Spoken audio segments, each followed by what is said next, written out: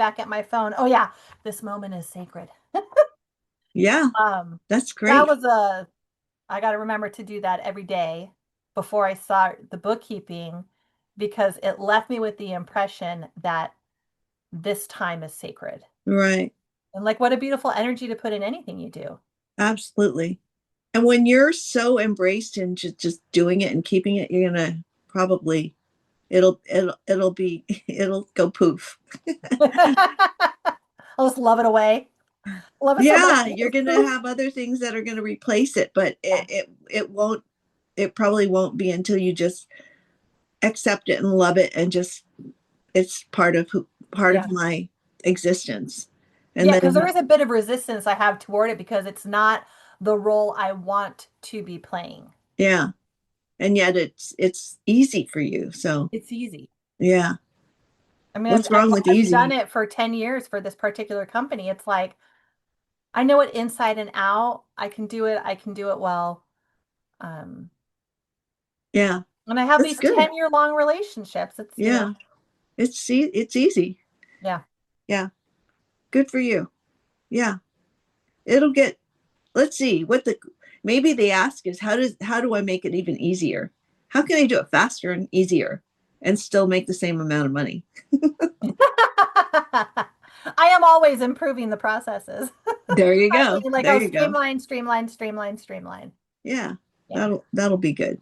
Yeah, But the point is not to hold resistance because everything is meant to be. And when I zoom out, I can see what a unique opportunity this time in my life, these past 2 years and the foreseeable future. yeah, It, it's playing a role that's giving me the freedom to explore the spiritual entrepreneurship for sure, for because sure. I don't have to do 40 hours to get what I need.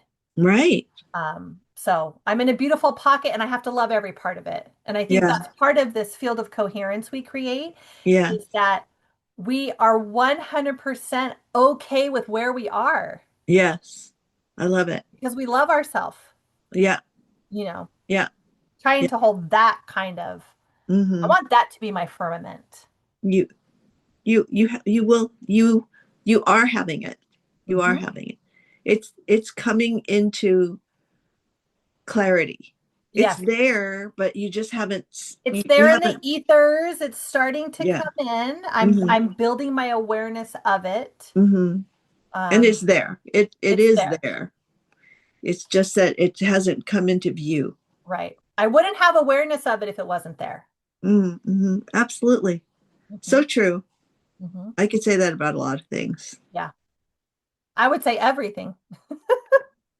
Well, Okay.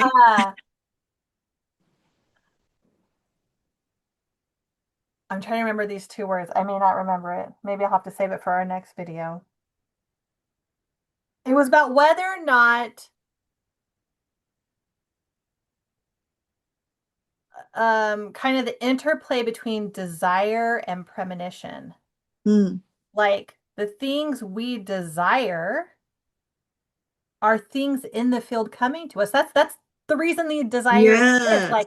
Like desire, passion, interest, curiosity, these qualities we have towards Yes. certain things and Mm-hmm. thoughts and Mm-hmm. concepts. Mm-hmm. It's because it's there and it's like a Yeah. little thread, like, come here, come to me. Mm-hmm.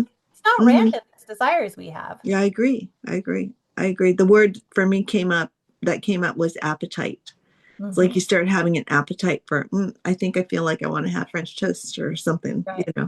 But it's you there. wouldn't have appetite for a food that didn't exist. You're not sitting there going, oh, I'd really love a snorkel burger. I don't know. Yeah, I love your sense of humor. I see Samantha behind you with her eyes like, I'm here. Just right behind you. She's such a Uh, character. she would be if she could. I could imagine that. I could just see her like kitty cat. Uh-huh. Very Yep. cute. Very cute. Um, should you? I'm wondering what questions can I ask of you? What is it? I know you and I both are very. We met because of quantum healing hypnosis technique. Yes. So maybe now is a good time for me to ask you, what's your vision for who you are in your career at this point? My vision is evolving. So, what I will say for right now is I want to empower people with the availability of their own inner guidance, intuition, inner wisdom. That it is something, I like to use the metaphor that your higher self, your expanded consciousness, Mm-hmm. is as much a part of you as your left arm. So it's not like, Yes. it's not some distant thing Mm-hmm. that only some people have, or people can Mm-hmm. only get to if they learn the right program, or if I do the right Mm-hmm. mantra or Mm-hmm. yoga practice or whatever, that there's Mm-hmm. not this barrier between us and the access to the field of information that's one in the universe and Mm-hmm. two in our higher self. Mm-hmm. And so my passion is to bridge that availability, help people access their own inner guidance, and to also be, this is where I feel I'm evolving, to be the bridge between intuition and integration. Mm-hmm. Mm-hmm. How do we Mm-hmm. turn this into something useful? Mm-hmm. So when people come up to me, like at these shows we go to asking me about quantum healing hypnosis technique, what I like them to understand is that there's a utility to it. It's Mm-hmm. not a curiosity. It may Mm-hmm. be curious in nature, Mm-hmm. but we're not just dropping into a past life to go, oh, that was cool. Mm-hmm. It's the higher self is going to guide us to a past life that has some effect on us today. Mm-hmm. Mm-hmm. Mm-hmm. And unless you've had an experience like that, you really don't have a frame of reference for how that could even be. Mm-hmm. Mm-hmm. But if in a past life we have some sort of soul wound, Mm-hmm. soul scar, Mm-hmm. you get a cut and you get a scar. It never, the cut heals, but the scar is still there. Well, the same thing happens on the soul level. If we Mm-hmm. have soul scars from a previous life, then in the planning stage for a future life, our soul is actually going to point us right back towards that hurt. Mm-hmm. Going to create a lifetime that triggers the same emotional wounds Mm-hmm. because it's bringing it up again so we can heal it.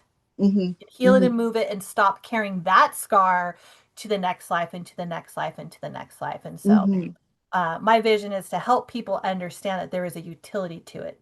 Mm-hmm. Any of the work that I do with my clients, whether it's quantum healing hypnosis technique, if it's automatic writing, if it's learning the art of the question and how do we stretch questions to transform us when we're talking to the Mm-hmm. higher self, or the conscious one-on-one coaching I do with people on how to integrate the higher self. The common thread between all of the modalities I offer is integrating it into your life, that there's actually a utility. Mm-hmm. Mm-hmm. We're Mm-hmm. not dipping our toe in the pool of curiosity. Mm-hmm. It's Mm-hmm. useful. Mm-hmm. Mm-hmm. Everything speaks to us. What got you here? So we didn't actually, I didn't get to ask you or bring up. It's like, what would you like to share about who you are and how you got to this place? What I think got me to this place was in fact, I'm wondering how I ever stumbled upon it, but I started subscribing to Gaia. Okay. So, oh, actually, crystals were my gateway drug. Okay. I remember So crystals in your house. in my, let's see, trying to think what year this was. Probably 2015 or so. I met a friend, her name's Nidra, and she was into crystals. And that was my first glimpse into the metaphysical. I was living a normal life. Mm-hmm. And so she started teaching me about like the metaphysical properties of crystals. And being the curious mind I am, once she kind of lit the flame, I was Googling every crystal. I'm looking at things, buying books. I've got this huge book by Robert Simmons that tells you all of the physical and emotional and spiritual correspondences for the stones in this index. So that was the first thing, was that I started to go, oh, okay, so there are things that can support me.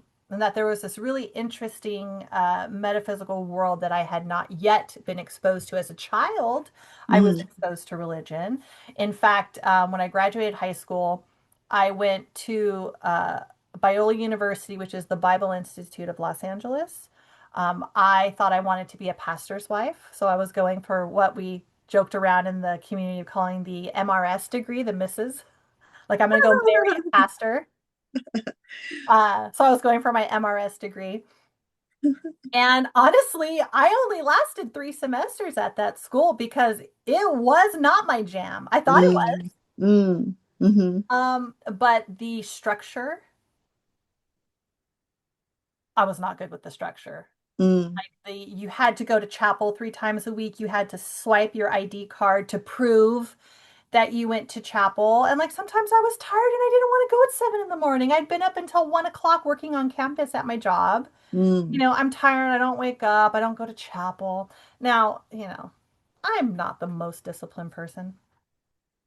So that was all the structure of college, this mix of finally being in my independence where I can do what I want, but mm, yet being in this very rigorous environment. It was like, two elements fighting against each other. Like, no, I don't mm, want to go to chapel. So then I started then if you missed chapel, you had to go do a makeup chapel tape. So you would rent a cassette tape and a tape player from the library and you would listen back to another chapel recording and then you would get your credit because if you didn't go to X amount of chapels, you couldn't register for your classes the next semester. You mm. didn't have this baseline of religious adherence. Interesting. And so I started not going and just doing the chapel tapes because it came with a worksheet and this would crack me up. I would hit play and then I would hit fast forward and I would read the question and I would hit play and it would like land on the right spot. And I'd be like, fast forward, play. Da-da-da. And so I was like rigging the system. Did Wow. not work well for me. Like I was getting away with it, but it undermined what the institution was trying to give me. And I was like, well, this is stupid. I can just work around it. And I started to get this like rebellious like defiance against this institution I was in because you can't drink and you can't smoke. You couldn't even dance on campus. Like it was Mm, too strict, too religious wasn't for me. Anyways, I say all that to say I've had religious exposure and the structure and the rigors of religion did not resonate with me. mhm, So as I started to explore crystals, you know, many years later, and realizing that there's this very natural metaphysical quality to everything, that was much more resonant for me. mhm, mhm. Then I subscribed to Gaia and I was taking in all this programming about spirituality. Right. And that is where I came across quantum healing hypnosis technique. Got it. And I very, very much always been an entrepreneur at heart. I wanted to have a spiritual business, but I had at the time, I'm not a psychic, I'm not a medium, I'm not a tarot card reader. Like I didn't have any quote unquote skills Mm, in my awareness then to mm, offer in a spiritual business. So when I mhm, saw interviews from QHHT practitioners, I was like, oh, this is a training I could take. I didn't mhm, have to have, it was like my passport into the spiritual business because mhm, you don't have to be a psychic or intuitive per se to do the training. It mhm, wasn't framed in that way. It was like you do the training, you become a practitioner. Of course, I found out along the way I do have intuition. The sessions make it very clear that I do because they're in a state of hypnosis exploring their past life and I'm right there with them. I don't exactly see it in a visual way, but I'm very much aware of what's going on, and my intuition seems to have me on the right path for what questions I ask them about their environment around them. In fact, one of my clients was laughing when I was asking all of my questions because she would describe a scene, and then out of curiosity, I would ask a question, and she would laugh because the question I asked just happened. Like it mm. was like I was 2 seconds ahead of her. And when I would Wow. ask my question, she just kept laughing and out loud she would say, "It's like you're right here with me." Wow. Because guess what? Someone did just say something to me, like I was like just right there with her. So that is helping me recognize that I do have. more intuition than I would have said I did way back when. So I knew I wanted to be in the spiritual industry. I Mhm. felt a call towards that. And so this was seemed like an attainable modality for me to pursue. Mhm. And then I left and divorced my husband at the time and moved and was in this unique place now where I had a young child. She was 5, so she was still going to bed early. She'd go to bed at 8 o'clock or so. And because I was no longer living in the house with another adult, I had the whole evening to myself. I'm like, what am I going to do with all this time? I did the trainings. Mhm. Signed up for Dolores Cannon's program. I started doing the trainings and whatnot. So then I used my free time in that way. And along the way, I've realized that I do very much love the QHHT sessions, but the other parts of me, the parts of me that are unique to me, have started to show themselves and help me evolve. So um, my business as a whole is not just QHHT, that's just one of the doorways into the higher self. Right. But one thing I love about QHHT was it was this question answer format. So Mhm. clients come to the session and they write down a whole list of questions that they want to ask to their higher self. And Mhm. while we're in the state of hypnosis, I read those questions and the questions are answered from the perspective of the higher self. But I realized in that question and answer interplay with my clients that these questions could be stretched. A surface level question is going to yield a surface level result. So, as a practitioner, something I think I do well is I take their questions and I peel that onion. I don't just ask a question written by the client, hear the answer, and move on. I take it deeper. I try to understand the depth of it. Well, what caused that and how is that going to shape her future? Like I said before, I'm here to bridge the intuition and the integration. So I'm stretching these questions. If a client asks one question, I'm going to ask 20 questions around it to really get to the heart of things in a way that are actionable for the client. So in this question and answer interplay, I started to kind of have a passion for like, how could I this is going to sound terrible, but how can I make the question better? I'm not judging the question. I just want to stretch the question to the edges that the question wasn't asking. Right. So if Yeah. we're going to say the question is a container, I wanted to make a bigger container. Right. Right. To just milk it for as much Yeah, as you could milk get it for all that out it's of that worth. question, because it's really just a doorway Mhm. to the whole room as to what else Yes, can we get from this question. I'm right. sure that's valuable to the client.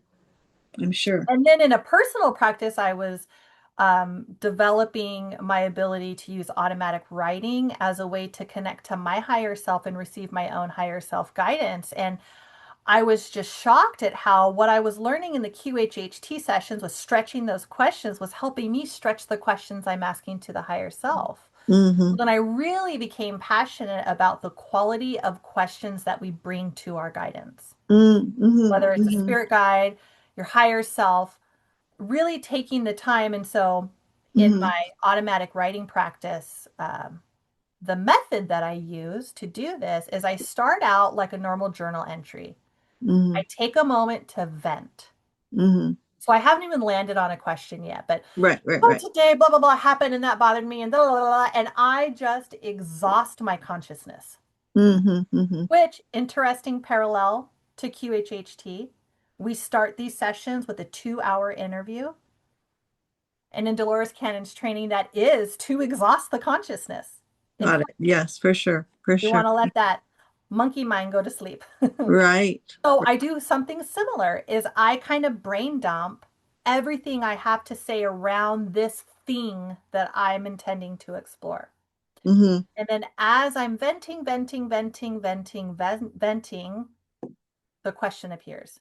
Mm-hmm. And Mm-hmm. it's like, for me, it's kind of up. It feels like it's right here Mm-hmm. on the left side of my brain, kind of a couple inches above my skull. So I'm writing. That's where I feel it. And like the question just appears that this is the question I want to ask. Mm-hmm. And then the minute and I do my automatic writing at the computer because I can type quickly, much faster than I can handwrite. Nice. Okay. So I'm at the computer, I'm typing my little heart out because I can type almost as quickly as the information comes through, except for one Uh-huh. time it was coming through so fast I had to speak it. My higher self said, go get your voice recorder that you use for your sessions. Like Good. it was Mm. coming through too fast. It was this crazy, like swirling energy. It was swirling and it was like kind of in my forehead to the point that I was moving my head like this with the swirl of it was the only like I couldn't I had to like entrain with that spiral because Wow. it was like so I don't know. It never happened again. It was really incredible and I started to speak it instead of write it. It didn't come out as easily speaking it. Mm. I Hmm. listened back to it and I kind of cringed like so I'm definitely more comfortable writing it, but I did have that experience where it came through so fast that it was like just speak it. Sure. But anyways, the parallel between the two is they helped each other. Mm. It helped me land on this passion I have for helping people guide the quality of the questions that they're asking Mm-hmm. to their Mm-hmm. higher self, Mm-hmm. to Mm-hmm. their guides for wisdom, for Mm-hmm. insight, for growth. Got it. Hmm. Because I want all of this to be for transformation. Right. Right. That is the heart of it. This isn't like going to the county fair and a hypnotist is making the people on stage like faint or balk like a chicken. Right. This is for purpose. This is for Mm. transformation. This is for integration. This is Mm-hmm. for evolution. Mm-hmm. Mm-hmm. So my passion is to be that bridge. The bridge. Hmm. Okay. So I think if we have listeners, the next question is, can you give me a testimonial of how this has worked for your client? Something. Yeah, I have one client. She came in very certain she had an abundance block. I said, okay. Didn't even come prepared with a list of questions. I just and in fact, this is another way my work is evolving. I am less reliant on my clients giving me a list of questions. Mm-hmm. You could give me one or two. The Mm-hmm. session has its own momentum Sure. because of this interview time we have ahead of the session. I talk to the person, I know what's going on in their life. I make my own notes and I'm shaping the session for them based on all of Mm-hmm. the information they're giving Mm-hmm. me. So we regress her into her past life and she immediately lands in a battlefield. But all she can see is smoke. And as the pieces come together, I'll just tell you the short version of this. She was a high ranking official in the military. This is the Civil War. And she had just reached a turning point in the particular battle she was in, like, like the cannons, the cannon fire stops. And that was because the people in her crew were coming back and reporting to her that the counterfire had stopped. So she was at this pivotal point where she's telling her people, hold, hold, hold your fire because the return fire stopped. So we're going to stop engaging. And in this moment, the smoke clears because all the gunfire stops. And what she sees are the bodies on the ground. Uh-huh. And has this deep, profound grief for the number of lives lost in this battle because she can Mm. see it all around her. Mm. And we continue through the past life regression and hear more stories of her life. Well, she was a he in this life. Um, he was very successful. He had a lot of accolades based off the success of these war efforts. He continued to become part of the foundational philosophy behind the Constitution. So, by all measures of a man living at that time, he lived a successful life. But the soul scar, the wounds that went with her on a soul level to the other side when this life ended, was that success comes at a great cost, Mm. at a Mm. deeply profound, grief ridden cost. Mm. So in this life, her abundance block was this old fear that success would again come at a great cost. Mm. So at the end of the life, we followed her going into the light and into the other side, into the planning stage of this current life, Okay. where we spoke to her spirit guide. Uh-huh. And her spirit guide cleared the wound. And that smoke metaphor came up again. He went and like all the smoke, which was the metaphor for the grief, you know, was gone.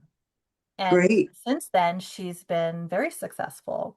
So she immediately felt this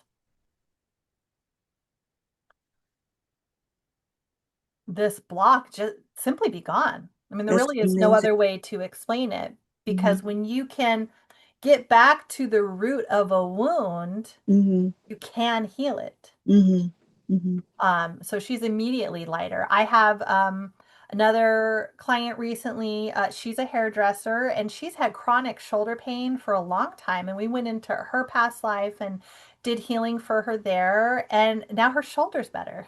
Mm.